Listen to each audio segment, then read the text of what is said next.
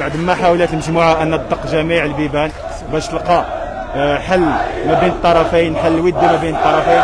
للاسف المطالب ديال المجموعه قوبلت بالتجاهل ما بين الاطراف. لذلك اليوم المجموعه قررت انها تجسد واحد الشكل نضالي اللي هو عباره على واحد الوقفه احتجاجيه.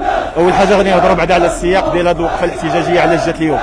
دونك كيف ما كيعرف الجميع انه الفريق كيشهد واحد التخبطات من داخل الجمعيه، التخبطات اللي تبعاتنا واللي لازماتنا هذه مده وهذه سنين طويله، يعني من تواجد ديال الاتباع ديال العهد القديم اللي ما بغاوش يبعدوا من الفرقه وما بغاش يزولوا من المحيط ديال الفريق المغربي الرياضي الفاسي.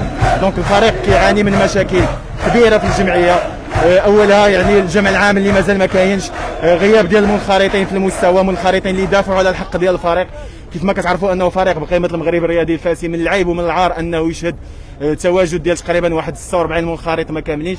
هاد 46 منخرط الا جينا نشوفوهم كاملين كنلقاوهم انهم يعني غير تابعين لواحد العهد اللي كان قديم، تابعين لواحد السياسه اللي كانت قديمه، سياسه رجعيه اللي مازال كتخلي الفريق انه يعيش في تخبطات.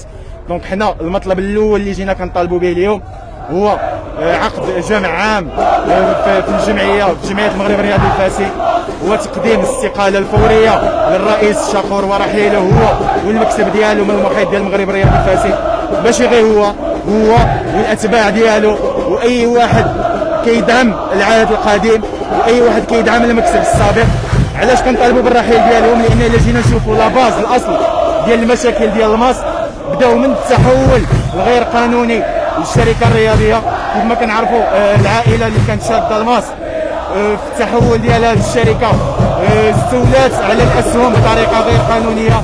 كيف يعقل انه فريق المغرب الرياضي الفاسي باش كنمشيو نقيموه بمليار ديال السنتيم، والان كنشوفوا يعني الفروق فاش كتعقد الجموع العامه ديالها وفاش كتحول الشركه، يعني التقييم ديالها كيكون كبير وكبير بزاف. يعني فريق بقيمه المغرب الرياضي الفاسي يكون التقييم ديالو مليار ديال السنتيم، هادشي ماشي معقول. فروقات عديده شهدتها الحقبه القديمه والان اللي مازال متواصله في الجمعيه. دونك نرجعوا للمطالب ديالنا. المطلب الاول عقد الجمع العام والرحيل ديال المكتب الحالي والاتباع ديالو. المطلب الثاني فتح تجديد الانخراط باش تكون دماء جديده في الجمعيه ويكونوا ناس جداد اللي كيشكلوا برلمان قوي اللي يدافعوا على الحقوق ديال الفريق ديالنا واللي يدافعوا على الهيبه ديال الفريق ديالنا. ثاني حاجه تخفيض ثمن الانخراط باش المغرب الفاسي ما يكونش حكر على واحد الفئه معينه. بغينا نشوفوا جميع فئات المدينه، جميع الناس ديال المدينه يكونوا في المغرب الرياضي الفاسي. دوز لحاجه واحده اخرى اللي هو الشق السياسي. ما بغيناش يكون تواجد سياسي في المحيط ديال المغرب الرياضي الفاسي. ما بغيناش الناس اللي يكونوا متواجدين في الفريق عندهم ابعاد سياسيه واللي عندهم طموح سياسي كيف ما كان الحزب. ما بغيناش يكونوا متواجدين في الفريق المغرب الرياضي الفاسي ولا في المحيط ديالو. بغينا ناس اللي يكون الهم الوحيد ديالهم هو الدفاع على الفريق والدفاع على المطالب ديالو. ما بغيناش ناس اللي تحركهم الابعاد السياسيه ديالهم. هذا الشيء غادي يخلق عده خلافات ما بين المسيرين وما بين المستثمرين. كنجددوا على المطالبه ديالنا بهذه المطالب هادو اللي هضرنا عليهم. يعني حنا ملي شفنا وجوه جديده استبشرنا خير وقلنا بان هذه الوجوه الجديده تقدر توفر واحد الهيكله احترافيه وواحد الهيكله قانونيه للفريق المغربي الرياضي الفاسي. واذا بنا تفاجئنا بالعهد القديم اللي مازال متواجد ومازال كيطلق الاتباع ديالو ومازال كيطلق السم ديالو. الاشخاص الغير مرغوب فيهم، الاشخاص كذلك الغير مرغوب فيهم واللي هما من بينهم شاكور اللي هو من التسعينات هو في التسيير. شنو النتيجه؟ لا شيء. مؤخرا كنسمعوا بان المؤطرين داخل الجمعيه ما مخلصينش. شفنا بانه كاين واحد الايرادات ماليه دخلت هذه السنه هذه ما عرفناش فين توجهت.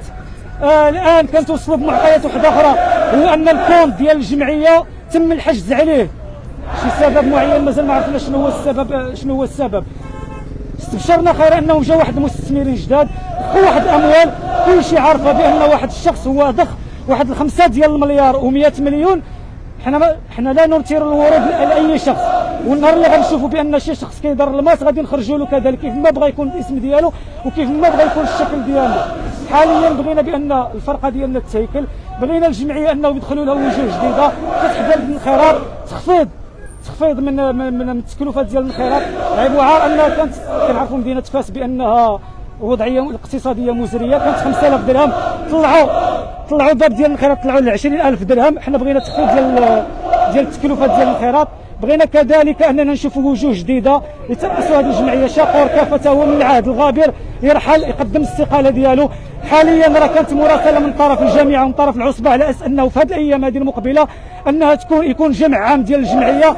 حاليا مازال كاين هناك تماطل، كنقولوا بان هذه هي غير رساله فقط، وهذه غير انذار دق ناقوس الخطر، لكن المستقبل غادي تشهد واحد التصعيد اللي ما ممكنش اننا نكشفوا عليه.